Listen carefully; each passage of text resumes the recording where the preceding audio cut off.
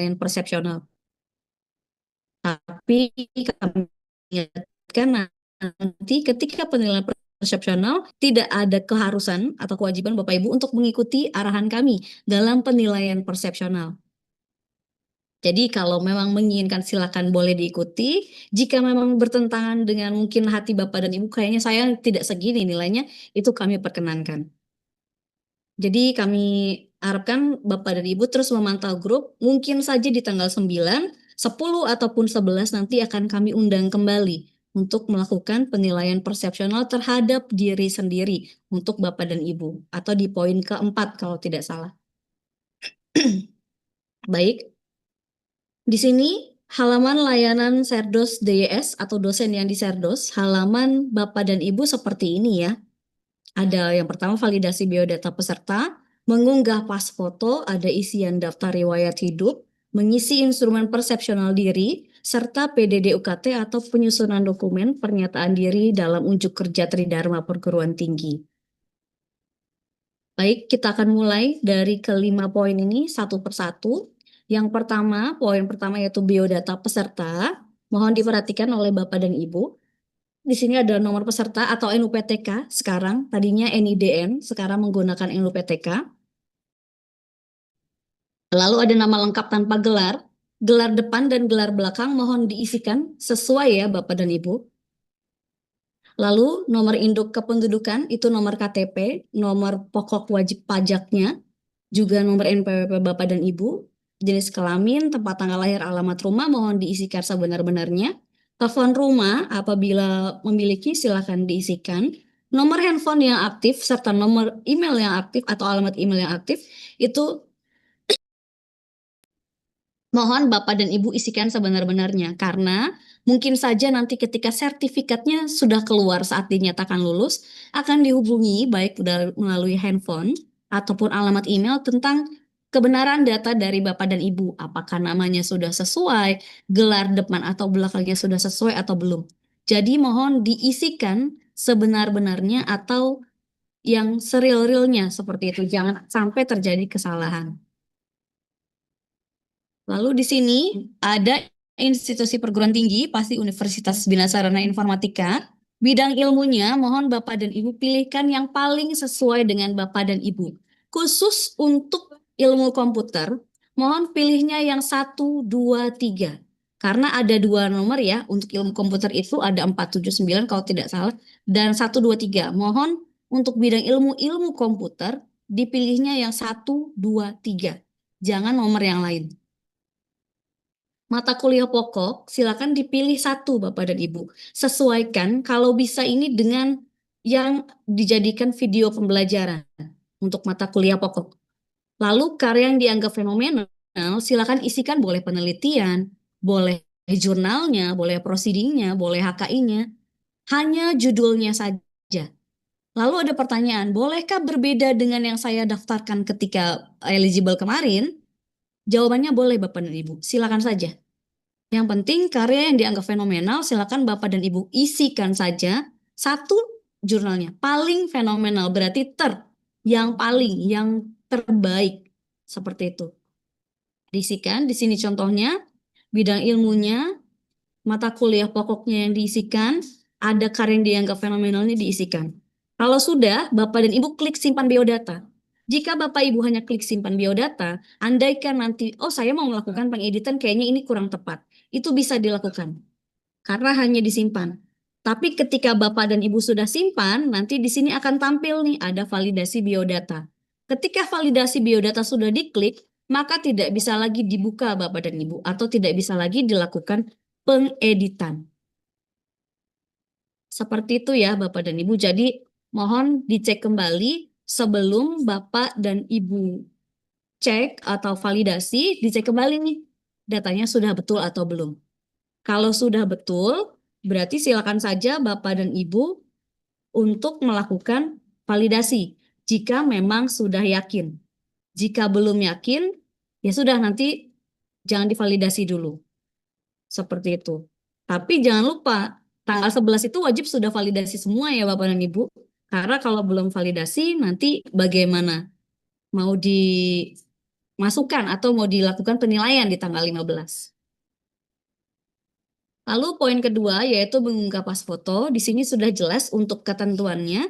Pas foto itu harus close up bersifat resmi. Bagi laki-laki memakai pakaian sipil lengkap. Lalu wajah menghadap ke depan dan terlihat jelas, tidak boleh miring ke kiri ataupun ke kanan. Ukuran proporsi yang tepatnya adalah 4x6. Warna background jangan tertukar ya Bapak dan Ibu. Laki-laki berwarna biru, wanita itu berwarna merah. Jangan jadi wanita berwarna biru, lelaki jadi berwarna merah. Mohon diperhatikan kembali. Ukuran file maksimalnya 500 KB. Ini foto yang di sini nanti ketika Bapak dan Ibu lulus, itulah nanti yang ada di sertifikat Bapak dan Ibu. Jadi pastikan fotonya sudah baik. Jadi jangan menghadap kiri, jangan menghadap kanan, tapi menghadap depan. Fotonya close up. Pilih foto yang terbaik yang menurut Bapak dan Ibu. Karena nanti ini fotonya ada di sertifikat Bapak dan Ibu ketika nanti dinyatakan lulus. Baik, kita masuk ke daftar riwayat hidup atau poin ketiga. Di sini semua yang ada di daftar riwayat hidup itu tinggal sistemnya klaim Bapak dan Ibu. Sama seperti ketika Bapak dan Ibu melakukan pengisian BKD. Mengisinya di mana? Ya mengisinya tadi di sistem, di portofolio. Yang harus diisi apa saja? Nanti saya jelaskan. Di sini cara mengklaimnya dulu. Ada daftar riwayat hidup. Tinggal Bapak dan Ibu klik tambah. Di sini contohnya riwayat pendidikan. Klik tambah saja, nanti ada kegiatan yang sudah dimasukkan sebelumnya di sistem. Jadi misalnya di sini riwayat pendidikan, tinggal Bapak dan Ibu checklist saja. Ada nomor 1, nomor 2, ada S1, ada S2. Kalau sudah diklik, klik simpan. Sudah di checklist ya, klik simpan, maka nanti secara otomatis akan masuk di sini. Daftar riwayat hidup Bapak dan Ibu. Misalnya di sini diperhatikan lagi, ada tahun lulus, ada jenjangnya S1, S2, dalam negeri atau luar negeri, serta nama perguruan tinggi atau prodi. Jika ada kesalahan, silakan segera lakukan perbaikan. Jika memang menurut Bapak dan Ibu tidak tepat, silakan lakukan perbaikan terlebih dahulu di portofolio sisternya. Ajukan perubahan atau ajukan perbaikan. Setelah sudah oke, baru Bapak dan Ibu klik tambah lagi. Bisa dihapus? Bisa. Selama belum klik verifikasi. Di sini contoh lagi klaim riwayat pertemuan ilmiah. Diambilnya dari mana? Misalnya contohnya pelaksana pendidikan, orasi ilmiah. Jadi Bapak dan Ibu perhatikan. Kalau misalnya ketika ditambahkan masih kosong, Bapak dan Ibu cek di sini ada kata perhatian. Diambilnya dari mana sih ini kalau masih kosong? Oh, ini diambilnya dari sini. Pelaksanaan pendidikan orasi ilmiah bisa. Pelaksanaan pengabdian di bidang pembicara juga bisa. Lalu penunjang lain juga bisa. Jadi kalau misalnya kosong, Bapak dan Ibu tidak perlu panik ya. Dilihat saja nih yang di kuning-kuning ini ada kata perhatian. Itu isinya di mana? Di situ. Jadi jangan panik. Oh, kok saya kosong ya? Loh, ada loh di sini nih. Oh, perhatian. Oh, saya berarti harusnya bisa mengisinya di sini. Begitu ya Bapak dan Ibu. Di sini bisa dicek CV Sardos, apa aja sih yang ditarik? Ada riwayat pendidikan, riwayat pelatihan profesional, riwayat pengalaman mengajar, ini wajib ya. Riwayat produk bahan ajar, riwayat penelitian, ini juga wajib. Riwayat publikasi karya ilmiah atau karya seni, ini sifatnya wajib. Riwayat pertemuan ilmiah, riwayat pengabdian, ini wajib. Riwayat organisasi profesi ilmiah. Ini CV Serdos. Diambilnya dari mana sih? Ini sudah saya jabarkan. Riwayat pendidikan diambil dari kualifikasi pendidikan formal. Kalau riwayat pelatihan profesional itu biasanya diambil dari kualifikasi diklat. Riwayat pengalaman mengajar itu dari pelaporan PD Dikti. Riwayat produk bahan ajar diambil dari pelaksanaan pendidikan bahan ajar. Riwayat penelitian itu diambil dari pelaksanaan penelitian. Selama ini mungkin Bapak dan Ibu hanya melakukan di pelaksanaan penelitian publikasi atau paten HKI. Sekarang ada lagi namanya riwayat penelitian. Diambilnya dari mana? Dari penelitian, pilihnya yang penelitian. Ketika Bapak dan Ibu klik penelitian nih, kan ada 3 ya, penelitian, publikasi, paten atau HKI. Untuk yang bagian penelitian, itu ambilnya di penelitian. Lalu riwayat pertemuan ilmiah diambilnya pelaksanaan pengabdian, pembicara, atau yang tadi itu penunjang lainnya. Lalu di sini riwayat pengabdian bisa diambil di pelaksanaan pengabdian, pengabdian. Riwayat organisasi profesi ilmiah bisa diambil di penunjang anggota profesi. Lalu di sini ada butir-butir lagi Bapak dan Ibu. Untuk riwayat pengajaran, penelitian, publikasi karya, pengabdian, kenapa sih itu sifatnya wajib? Ingat Bapak dan Ibu mengisi PDD UKT-PT, pernyataan diri dalam unjuk kerja perguruan tinggi, Tridharma perguruan tinggi. Isinya 3, pendidikan, penelitian, pengabdian. Maka di CV-nya harus juga terisi ketiganya.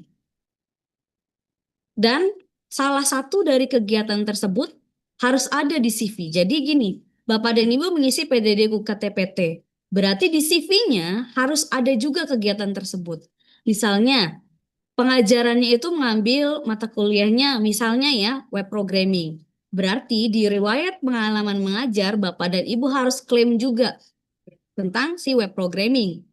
Lalu di publikasi karya ilmiah atau penelitian misalnya, Bapak dan Ibu membuat jurnal e-commerce yang diceritakan nanti di PDD UKT-PT. Berarti di riwayat publikasi karya ilmiah, jurnal tersebut harus diklaim Bapak dan Ibu. Jangan sampai di PDD UKT-PT dijelaskan, tapi di CV-nya tidak diklaim.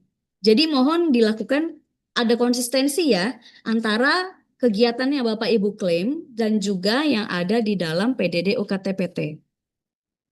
Lalu untuk riwayat pengalaman mengajar, Bapak dan Ibu tolong diklaim setiap semesternya minimalnya 2 SKS, maksimal 12 SKS. Setiap semester ya, bukan gabungan dari semua semester cuma 12 SKS. Jadi setiap semesternya itu ada yang diisi mata kuliahnya. Baik misalnya kalau misalnya cuma 2 SKS ya nggak apa-apa. Kalau itu yang memang sesuai dengan bidang ilmu Bapak dan Ibu. Tetapi harus ada setiap semesternya, kecuali mungkin yang sedang tugas belajar ya Bapak dan Ibu. Setiap semesternya harus ada 2 SKS, maksimalnya 12 SKS yang sesuai dengan bidang ilmu Bapak dan Ibu. Jangan misalnya bidang ilmunya bahasa Inggris, diklaimlah mata kuliahnya agama. Jangan yang misalnya bidang ilmu pendidikan agama, diklaimnya mata kuliahnya bahasa Inggris. Itu kan tidak sesuai ya Bapak dan Ibu. Jadi yang paling tahu mata kuliah mana yang bisa diklaim adalah Bapak dan Ibu sendiri. Karena sesuai dengan bidang ilmu dari Bapak dan Ibu sendiri. Lalu kemarin ini yang saya cek juga di grup ini banyak sekali tentang riwahnya produk bahan ajar. Produk bahan ajar bisa berupa buku referensi jika memiliki. Jika tidak memiliki, silakan Bapak dan Ibu buat modul. Ya, buat modul salah satu mata kuliah yang telah Bapak Ibu klaim. Misalnya mata kuliah web programming, kebetulan saya juga mengajar ini misal ya. Jadi saya buatkan seperti modul. Misalnya Bapak dan Ibu memiliki mata kuliah itu mengajarkan ada modulnya. Modulnya mohon jangan hanya modul BSI ya Bapak dan Ibu karena itu kan sama semuanya. Tapi di sini kan yang diminta bahan ajar yang Bapak dan Ibu buat. Seperti itu. Jadi jangan hanya menggunakan modul BSI. Bisa boleh pakai modul BSI tapi Bapak dan Ibu lakukan ya pengeditan ataupun perbedaan lah ada. Jangan lupa kalau modul ada kata pengantar, ada juga yang namanya halaman depan, cover kan ya. Seperti itu. Jadi sesuaikanlah dengan modul. Seperti itu. Itu menjawab pertanyaan tentang modul. Tidak harus ada buku referensi ya Bapak dan Ibu. Buku referensi itu tidak wajib. Jika memiliki silakan. Jika tidak ya sudah dibuatkan saja modul. Begitu juga dengan riwayat organisasi profesi ilmiah. Sebetulnya wajib enggak sih Bapak dan Ibu? Padahal di sini kan enggak ada tulisannya wajib. Iya memang tidak ada tulisannya wajib. Tapi ketika nanti di penilaian persepsional ada kata ikut berperan serta misalnya dengan dalam organisasi profesi dan ilmiah.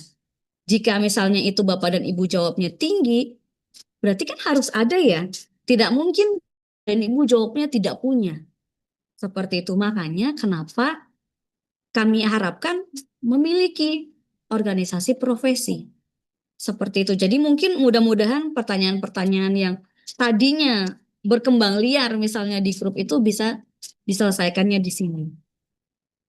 Terus tadi juga ada pertanyaan, boleh nggak sih kalau karya fenomenalnya tidak masuk di sister?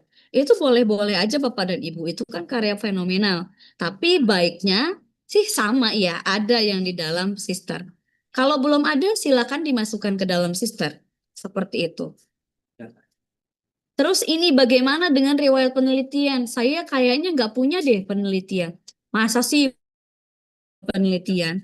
Minimalnya satu kegiatan aja. Bapak dan Ibu kan mengisi di MySimlis ya. Ada kan bidang B, di mana ada laporan dan proposal penelitian. Itu aja bisa dimasukin kan ke dalam riwayat penelitian. Jadi pasti Bapak dan Ibu memiliki riwayat penelitian.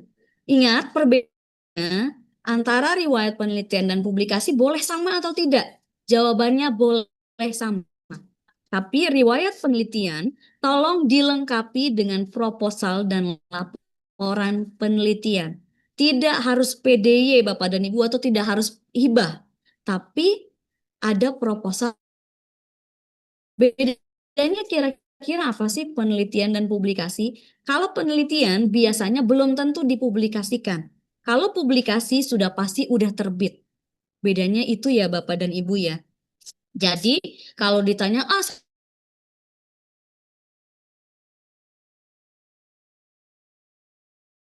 dimasukkan di riwayat penelitian.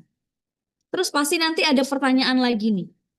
Kenapa terutama di riwayat penelitian saya merah? Kenapa tulisannya tidak sesuai dengan kategori BKD? Begitu ya, kategori POBKD 2021. Jawabannya, ya memang iya. Karena BKD itu tidak ada penelitian Bapak dan Ibu. BKD itu publikasi adanya.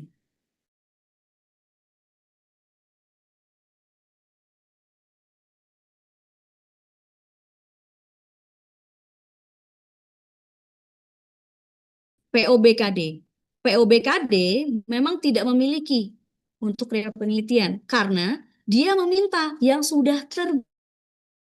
Kalau penelitian ini kan tadi yang saya bilang belum tentu terbit. Kalau publikasi pasti terbit. Jadi kalau misalnya BKD 2021 di kategori BKD, itu Bapak Ibu abaikan aja. Yang penting di layanan Serdosnya itu ketarik. Jadi kalau penelitiannya udah ada, walaupun tidak sesuai dengan POBKD, ya udah biarin aja. Kita kan lagi mainnya di layanan Serdos, bukan di layanan BKD. Kalau di layanan BKD pasti nggak ketarik. Karena yang diminta di POBKD itu ya publikasinya, bukan penelitiannya. Tapi di layanan sister diminta keduanya, ada penelitian, ada publikasi. Oke, kita lanjut ya Bapak dan Ibu. Ini ceritanya sudah kita isikan nih CV-nya nih. CV-nya udah lengkap semua. Tanggal 11,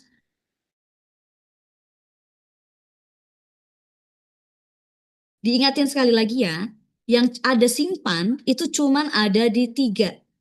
Simpan itu cuma ada 3. Hanya di biodata, persepsional, sama nanti adanya di PDD UKT-PT. Di CV itu langsung verifikasi. Jadi kalau Bapak dan Ibu udah mengisikan, udah kira-kira, kayaknya nggak ada lagi deh kegiatan yang mau saya, atau nggak ada lagi yang mau saya edit atau saya hapus, silakan klik verifikasi. Kalau enggak, ya sudah, kalau misalnya belum yakin nih,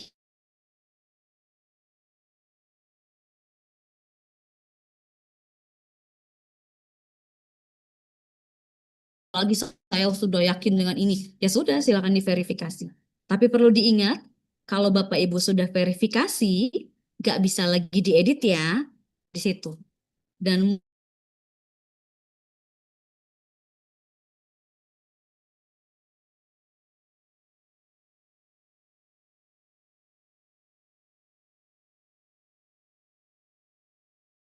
lagi udah cukup di sini. Seperti itu. Nanti ini instrumen persepsional diri, ini ada pertanyaan-pertanyaan Bapak dan Ibu. Nanti entah mungkin di tanggal 9, 10, atau 11 kami undang kembali. Tapi contohnya hanya di sini.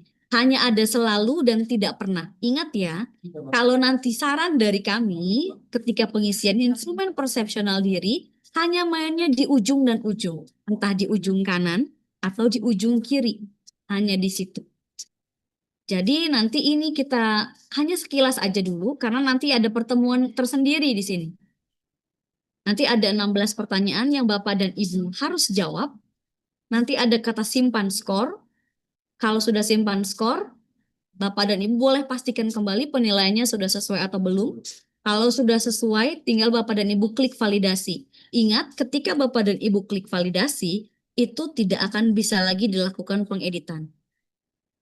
Baik, kita masuk ke yang kelima atau yang terakhir.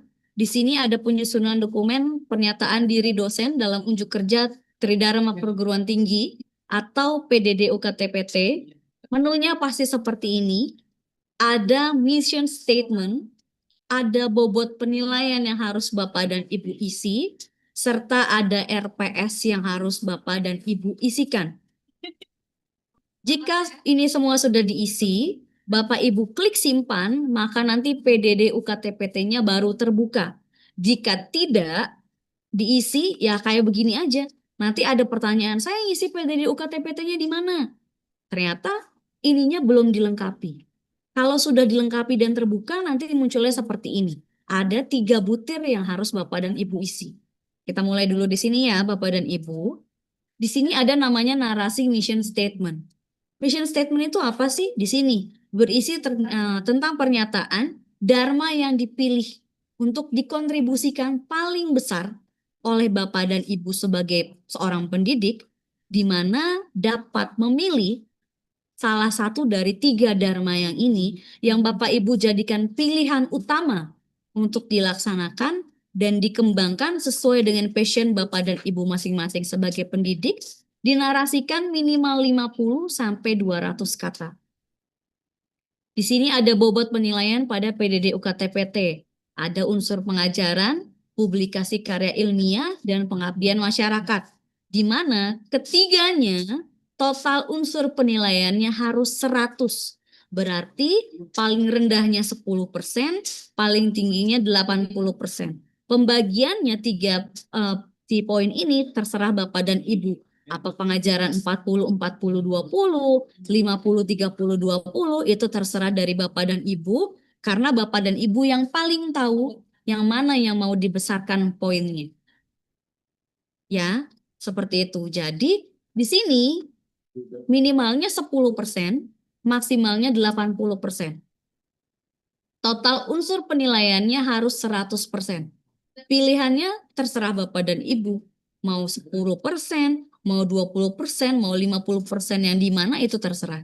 Apa menurut Bapak dan Ibu? Oh, saya punya pengajaran saya kayaknya paling besar. Saya mau besarin di pengajaran, silakan. Saya punya publikasi internasional, jadi mungkin saya akan membesarkan di publikasi. Silakan juga. Oh, saya pengabdian saya dapat ini. Saya mau gedein di sini. Itu terserah. Dari Bapak dan Ibu. Tidak ada aturan khusus tentang ini. Yang penting harus 100% dan Bapak dan Ibu bisa menarasikan dengan baik atau bisa menjelaskan dengan baik, memvideokan dengan baik dan mempertanggungjawabkan pilihan dari Bapak dan Ibu sendiri. Apakah itu di unsur pengajaran yang lebih besar, unsur publikasi lebih besar, atau pengabdian lebih besar. Jadi misalnya ya, pengajaran paling besar, ya sudah silakan Bapak dan Ibu tuliskan di mission statement. Kenapa sih saya memilih pengajaran yang paling besar? Kenapa? Passion saya di mana? Silakan Bapak dan Ibu narasikan sendiri. Jika sudah dipilih juga persentasenya, RPS-nya silakan Bapak dan Ibu upload. RPS di sini harus sama dengan video pembelajaran yang diupload. Jadi, asesor itu ingin melihat, oh apakah Bapak dan Ibu mengajarnya sudah sesuai dengan RPS-nya. Seperti itu. RPS-nya jangan hanya pertemuan yang didokumentasikan saja ya Bapak dan Ibu, RPS keseluruhan dari pertemuan 1 sampai terakhir. Nama dokumennya misalnya RPS mata kuliah apa, ada file dokumen RPS-nya di choose filenya ya. pastikan di RPS itu nanti juga kami akan validasi untuk RPS-nya. Itu ada tanda tangan dari Bapak dan Ibu juga kaprodinya. Jadi ada izin kaprodinya ya Bapak dan Ibu untuk menggunakan RPS tersebut. Jika sudah, silakan Bapak dan Ibu klik simpan. Jika sudah disimpan, nanti muncul nih PDD UKT-PT yang tadi saya sebutkan. Ada 3 butir ya, pengajaran, publikasi karya ilmiah, serta penelitian, lalu pengabdian kepada masyarakat.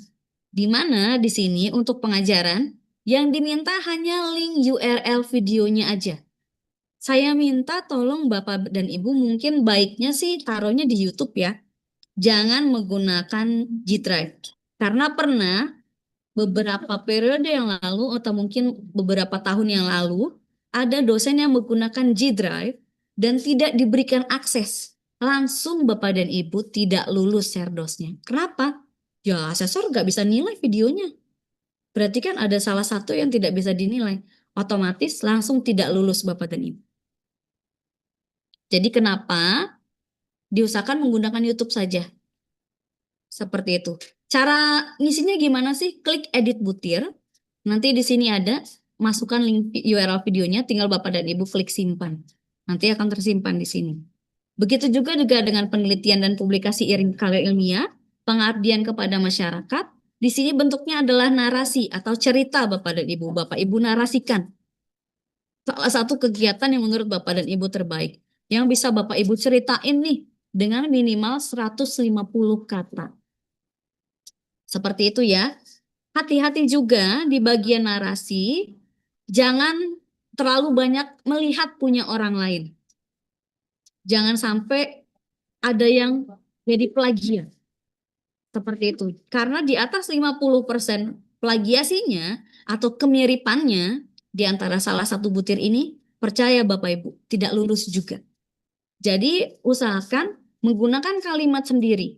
Tidak perlu lihat punya orang lain. Kalau lihat punya orang lain, jangan sampai terbawa. Seperti itu ya, jangan sampai, oh ini ada kalimat yang bagus, saya ikutin ah. Jangan seperti itu Bapak dan Ibu. Nanti takutnya jadi plagiat. Sama nih dia kayak jurnal. Jadi dicek plagiarismenya dari tahun berapa? Dari tahun 2008 Bapak dan Ibu. Pertama kali munculnya Sardos 2008 sampai 2024 itu akan dicek. Apakah pernah mirip dengan peserta siapa? Nanti dijelaskan. Terdapat kemiripan dengan peserta ini. Nanti itu ada. Kalau terindikasi plagiat. Jadi Bapak dan Ibu, memang ini lebih, kalau saya rasa persyaratannya lebih mudah. Betul. Dibanding dulu di bawah tahun 2021 yang masih 21 butir ya, 24 butir, di sini hanya 3 butir, tapi jangan sampai Bapak dan Ibu terlena nih. Oh, ini gampang. Saya tinggal entar ini pakai ini pakai ini. Misalnya gitu. Malah nanti jadi plagiat. Jadi saya harapkan Bapak dan Ibu mampu untuk membuat narasi dengan kalimat sendiri ya. Jangan menggunakan kalimat orang lain, jangan sampai terindikasi plagiat. Kalau sudah masuk sini, jangan sampai deh pokoknya Bapak dan Ibu terindikasi plagiat. Yang penting videonya harus bisa dibuka, ada interaksi dengan mahasiswa, insya Allah mudah-mudahan lancar. Hanya itu Bapak dan Ibu. Kalau sudah, nanti Bapak dan Ibu klik validasi. Kalau misalnya masih ada yang kuning, berarti dari PSDPTU, itu misalnya kami ada yang belum validasi. Baik itu di RPS ataupun di video. Perlu diingat ya Bapak dan Ibu, yang kami validasi memang 2, yaitu RPS dan juga videonya. Tapi kami tidak melihat konten atau tidak melihat isi yang ada di dalam video ataupun RPS Bapak dan Ibu. Kami hanya memvalidasi, oh misalnya RPS-nya sudah bisa dibuka, sudah ada tanda tangan Bapak dan Ibu, sudah videonya sudah terbuka, suaranya sudah oke, sudah bisa dicek, sudah sampai 10 sampai dengan 30 menit untuk yang videonya. Seperti itu. Hanya itu yang kami lakukan pengecekan. Kami tidak melihat isi dari video Bapak dan Ibu. Kami juga tidak dapat melihat ini ya Bapak dan Ibu, kami ingatkan. Kami tidak dapat melihat apa yang Bapak Ibu isikan PDD UKT-PT-nya. Yang ada di menu kami hanya untuk validasi dari RPS dan juga video. Jadi kami tidak bisa mengecek butir-butir Bapak dan Ibu. Yang bisa kami cek hanya, oh sudah, misalnya 150 kata. Itu di sini Bapak dan Ibu bisa ceknya. Ya, di sini ada. Biasanya kalau kurang dari 150, dia akan berwarna merah. Kalau sudah berwarna merah, Bapak dan Ibu ada yang merah di sini, jangan lanjutkan validasinya. Ya, tapi dicek lagi, yang kurang di mana? Apakah di penelitian atau di pengabdian? Jika masih kurang, silakan ditambahi. Jika sudah hijau semua, validasi. Nanti kalau misalnya kami sudah lakukan validasi, andaikan kamu meminta Bapak Ibu, tolong klik validasi kembali ya. Tolong diklik validasinya lagi. Jadi kami mohon dari tanggal hari ini sampai dengan tanggal 11 nanti ketika validasi semua ini selesai, Bapak dan Ibu standby lagi di grupnya masing-masing ya, di grup kita ya. Jadi kalau misalnya nanti Bapak Ibu tolong misalnya dosen A saya temukan tolong ini diulang kembali, langsung segera dilakukan perbaikan. Seperti itu ya Bapak dan Ibu ya, komitmen kita bersama ya. Kami mohon kerjasama dari Bapak dan Ibu sekalian. Juga bagi yang belum mengirimkan rekan sejawat dan mahasiswa, kami mohon segera melakukan ya Bapak dan Ibu. Karena bagaimana gini, kalau Bapak Ibu sekarang coba aja diklik mengisi instrumen persepsional diri, itu nggak akan bisa. Pasti silang. Karena persepsionalnya belum dibagi oleh PSDPTU. Kami mau membaginya seperti apa? Kalau belum ada data dari Bapak dan Ibu. Jadi kami mohon Bapak dan Ibu, kita komitmen bersama, tanggal 11 itu juga sudah harus selesai. Maksimal hari ini, jam 12 kami tunggu bagi yang belum mengirimkan rekan sejawat dan juga mahasiswanya.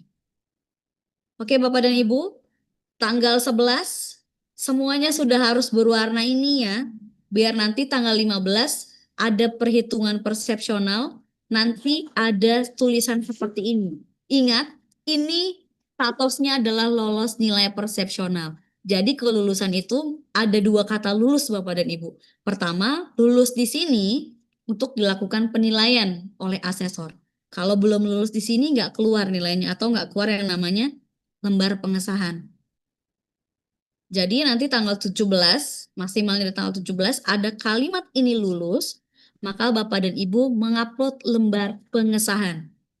Di sini unduh lembar pengesahan. Pengesahan ini ada nama dosen, nama Bapak dan Ibu, nanti ini NUPTK, biasanya PTS pengusul, nomor peserta, bidang ilmu, dan lain-lain. Bapak dan Ibu hanya tinggal buat di sini di Jakarta, tanggalnya nanti tanggal misalnya tanggal 17 dan lain-lain, tinggal tanda tangan saja, kirim lagi ke kami. Mohon kalau misalnya kami bilang lembar pengesahan sudah bisa di-download, silakan Bapak dan Ibu isikan tanda tangan dan kirim lagi ke kami. Mohon secepatnya Bapak dan Ibu, karena tadi kita lihat jadwalnya juga cukup singkat ya, seperti itu. Bukan kami yang menginginkan, oh kok cepat banget sih waktunya, tapi itu dari kementerian yang menilai atau yang membuka waktunya, rentang waktunya dari sana. Kalau sudah, nanti tinggal Bapak dan Ibu menunggu saja penilaiannya. Ingat ya Bapak dan Ibu, lulus di sini, persepsional di sini belum tentu Bapak dan Ibu sudah dinyatakan lulus serdosnya. Karena lulus persepsional ini untuk mengeluarkan si lembar pengesahan agar nanti bisa dinilai oleh asesor. Penilaiannya nanti hasilnya nanti ada di tanggal 28 Agustus setelah yudisium nasional. Baik, mungkin dari saya cukup. Terima kasih Bapak dan Ibu. Semoga sukses. Salam sehat selalu.